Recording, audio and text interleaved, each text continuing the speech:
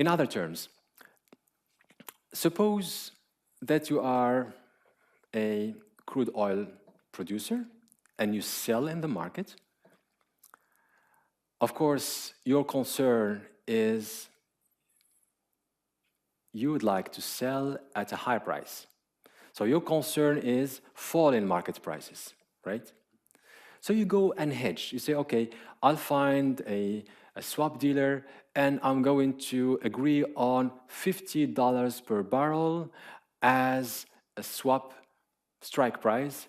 If the market price move up, I have to pay them. If the market prices move down, they have to pay me. And that way, I will always guarantee a $50 per barrel.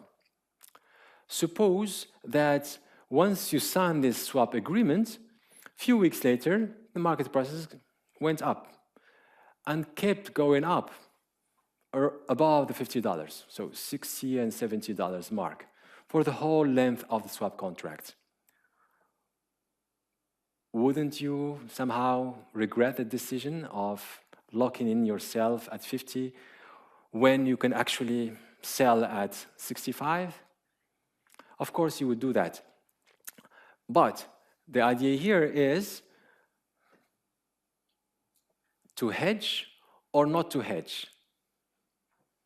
To be or not to be, to hedge or not to hedge. So here, if you hedge, you lock yourself in and you might regret that decision. But if you don't hedge, there is the risk of being exposed to falling market prices.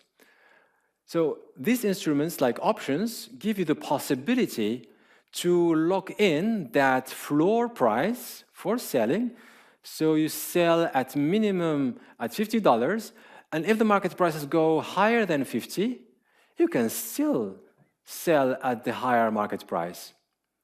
So that's an option that you could exercise only if the market prices fall below the $50 mark.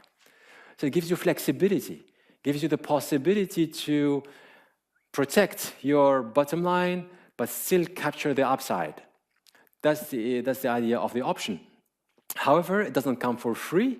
You have to pay a premium to be able to enjoy that flexibility of having protection for the floor and still be able to capture the upside in the market.